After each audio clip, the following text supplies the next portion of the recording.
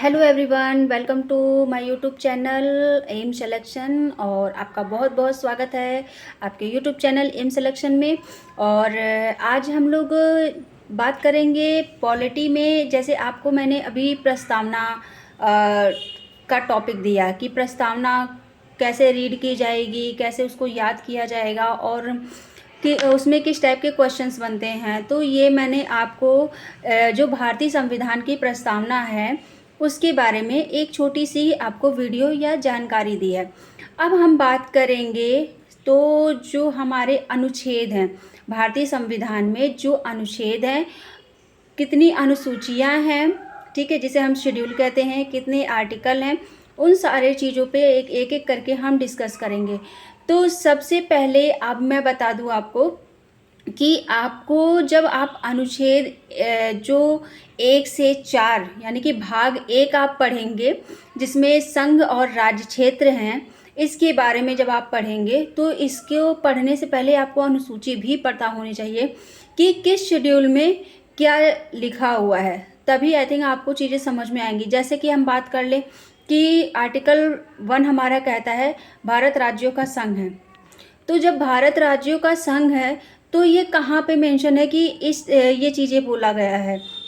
तो अनुच्छेद जो हमारी अनुसूची 1 हमारी कहती है, एक कहती है कि भाई भारत राज्यों का संघ है, इसमें जो है कोई भी राज्य या अंतर्राष्ट्रीय राज्य की बात करें तो वो जुड़ सकता है लेकिन अलग नहीं हो सकता है।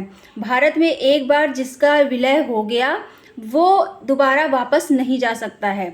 जैसे आपका हम बात कर लें कि अगर मान लीजिए जो हमारे विदेशी जो हमारे नियरेस्ट देश हैं, नेपाल की बात कर लें तो नेपाल अगर चाहे तो हमारे में जुड़ सकता है, लेकिन बाद में अगर नेपाल ये कहे कि हम अब अलग होना चाहते हैं भारत से, तो ये हमारे संविधान में कहीं नहीं लिखा है।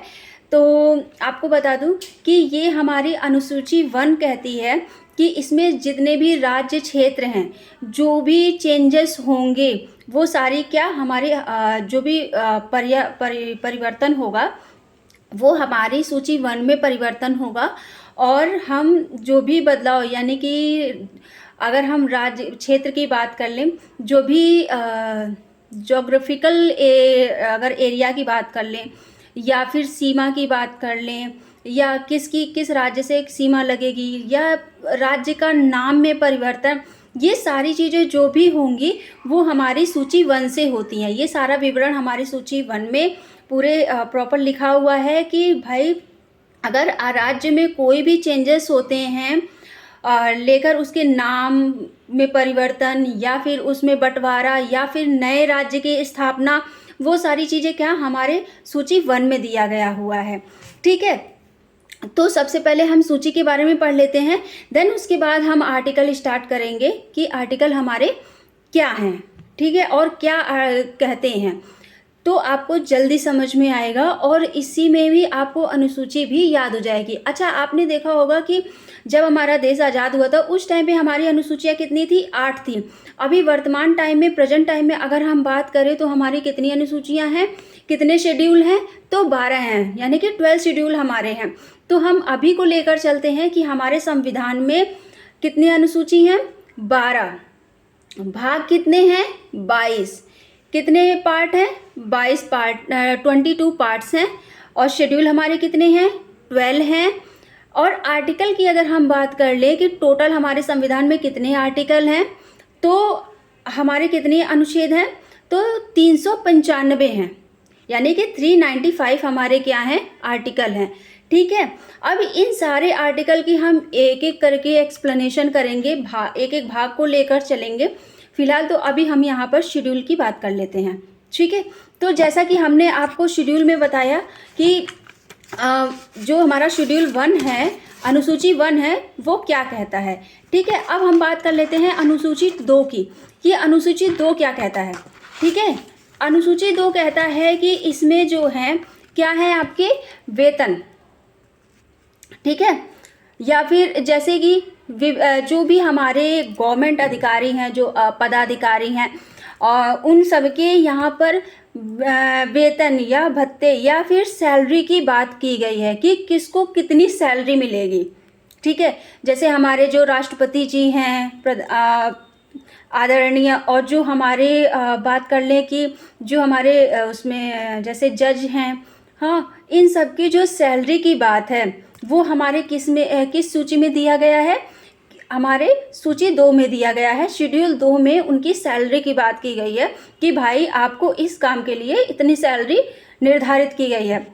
मान लीजिए कि कोई भी हो, हमारे जो हमारे जज हैं या फिर कह रहे हैं ये तो भाई हमारी सैलरी तो इतनी, यानी कि 2 लाख 2.5 लाख होनी चाहिए, तो इसीलिए ये विवरण दिया गया है जो हमारी अनुसूची 2 है कि भाई लिखित दस्तावेज हमारा इतना है कि हमारी इसमें 50,000 लिखी है तो 50,000 ही आपको मिलेगा।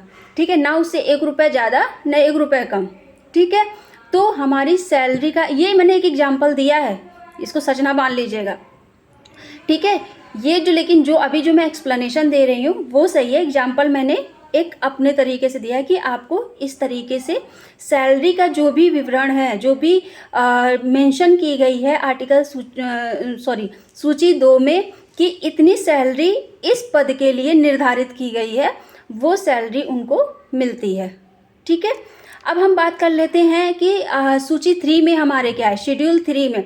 तो भाई शेड्यूल 3 है, इसमें जो दिया गया है शपथ। ठीक है, इसमें क्या दिया गया है, शपथ, कि आप जो भी पद धारण करते हैं, ठीक है, उसके बारे में जो आप जब पद धारण करते हैं तो जो शपथ आपको दिलाई जाती है वो शपथ यहाँ पर मेंशन है कि आपको ये शपथ दिलाई जाएगी। मान लीजिए कि जो हमारे आर्म फोर्स की बात कर लें तो उनकी शपथ अलग होती है, ये विवरण दिया गया है। ठीक है, और जो हमारे और भी लोग होते हैं उनकी कोई भी, अभी आपने देखा होगा कि राष्ट्रपति जी नियुक्त किए गए थे तो उनकी शपथ योजना शुरू कराई गई थी, मतलब शपथ दिलवाया गया था। और जो हमारे प्रधानमंत्री जी बनते हैं तो उनको भी शपथ दिलाया जाता है। तो ये क्या है कि कोई भी पदाधिकारी जब उस पद को धारण करते हैं तो उस दौरान जो भी शपथ हमारी दिलाई जाती है वो किसमें, जो शेड्यूल हमारा यानी कि अनुसूची 3 में मेंशन किया गया है कि ये शपथ इस पद के लिए निर्धारित की गई है, ये और दिलाई जाएगी। ठीक है, अब हम बात कर लेते हैं कि अनुसूची 4 में यानी शेड्यूल 4 में क्या है। शेड्यूल 4 में ये दिया गया है राज्यसभा में सीटों का बंटवारा है उसकी बात कर ली जाती है। अब जैसे हमारे जो अगर बात कर लें तो ये जो राज्यसभा, लोकसभा, संसद है, इसके बारे में हम एक अलग से वीडियो बना के, क्योंकि ये बहुत बड़ा टॉपिक है। ठीक है, इसमें कितनी सीटें होनी चाहिए, क्या होता है, उच्च सदन क्या है, निम्न सदन क्या है, तो ये सारी चीज़ें हम उस वीडियो में डिस्कस करेंगे। अभी हम केवल शेड्यूल के बारे में जानते हैं और शेड्यूल को ही याद करते हैं। तो यहाँ पे शेड्यूल 4 में दिया गया है कि राज्यसभा में सीटों की जो बंटवारा है उसका विवरण दिया गया है कि किस राज्य को कितनी सीटें मिलनी हैं। ठीक है, तो ये सारा जो भी है ये कहाँ पर निर्धारित किया गया है, अनुसूची 4 में, शेड्यूल 4 में दिया गया है। ठीक है, अब हम बात कर लेते हैं, अगर राज्यसभा की बात आ गई है तो यहाँ पे लोकसभा भी आएगी। ठीक है, तो शेड्यूल 5 में यानी कि अनुसूची 5 में ये दिया गया है कि लोकसभा में जो SC ST होते हैं उनकी सीटों का आरक्षण किया गया है कि भाई उन्हें भी तो उठने का मौका मिलना चाहिए। ठीक है, अब अगर हम अपने प्रीवियस में पास्ट में जाकर देखें, ठीक है, तो पास्ट में क्या अभी भी ऐसा नहीं है कि अभी नहीं है, क्यों, क्योंकि कुछ ही लोग हैं जो अपने अधिकार के लिए अवेयर हैं।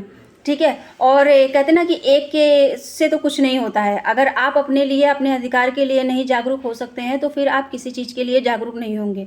और अगर मैं गांव की बात कर लूँ तो गांव में सबसे बड़ी बात है कि शिक्षा ही नहीं है, तो इसीलिए लोग अवेयर नहीं हैं।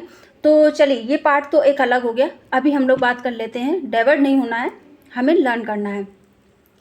तो यहाँ पे आपका शेड्यूल 4 यानी कि अनुसूची 5 कहता है कि लोकसभा में SC/ST के सीटों का जो रिजर्वेशन है वो आरक्षण है उसके बारे में, कि भाई इनकी एक आरक्षण सीटें रख दी गई हैं कि ये इस पद पर आकर अपना निर्धारण करेंगे। जैसे अभी आपने देखा होगा कि कभी कभी होता है कि जब लोकसभा में चुनाव होता है तो ये होता है कि ये पद इनके लिए रिजर्वेशन है, ये मतलब आपके लिए रिजर्वेशन है, आप उसके उठ सकते हैं। जैसे मान लीजिए कि कहा गया कि अभी लोकसभा का चुनाव हो रहा है, इसमें SC/ST को ही उठना है, तो उसमें आप कोई भी उठता है, मतलब उस वर्ग का कोई भी पर्सन उठता है, लेकिन वो SC/ST की ही सीट होती है और उन्हीं के ही किसी भी मेंबर को उठना होता है उस चुनाव के लिए। ठीक है, तो ये हो गया। देन अगर हम इसकी बात कर लेते हैं कि यहाँ पर आपका, अब हम बात करते हैं जैसे कि शेड्यूल 6 हमारा क्या है अगर अनुसूची 6 हमारा क्या कहता है, तो अनुसूची 6 हमारे कहते हैं कि भाई ठीक है, आपने कानून बना दिया, सब कुछ बना दिया, लेकिन कुछ ऐसे राज्य हैं, कुछ ऐसे क्षेत्र हैं जहाँ पर उनके जो पुराने कह सकते हैं कि ट्रेडिशनल चला आ रहा है, रीति रिवाज उनके चले आ रहे हैं, तो एक बैग तो भाई उनके में हम नहीं चेंजेस कर सकते हैं। तो जैसे जो हमारा शेड्यूल 6 है उसमें ये कहा गया है कि जो पूर्वोत्तर राज्य हैं, जो हमारे पूर्वोत्तर राज्य हैं, जैसे इधर के आपके ईस्ट साइड के जो भी जोन है, उसमें क्या है, जो कानून है उसमें थोड़ा सा मतलब एक रखा गया है कि जो पूर्वोत्तर राज्य है उसमें क्या है कि वहाँ पे ज़्यादातर आदिवासी लोग रहते हैं। ठीक है, तो उनके जो भी रीति रिवाज है, उनका जो ट्रेडिशनल है, उसमें अगर हम एक बैग चेंजेस कर देंगे तो वो विद्रोह में तो उतर ही आना है। तो ये बोला गया है कि जो भी पूर्वोत्तर राज्य में जो भी कानून बनेगा, जैसे आपका मैं एग्जाम्पल नहीं बताऊंगी, मैं सीरियसली वाला बता रही हूँ, जगह की जैसे उसमें जो पूर्वोत्तर राज्य में कौन कौन से हैं, आपका हो गया असम, त्रिपुरा, मेघालय और मिजोरम। ठीक है, ये राज्य ऐसे हैं कि ये अपना कानून खुद बना सकते हैं। ठीक है, और संसद इसको मान्यता देगी।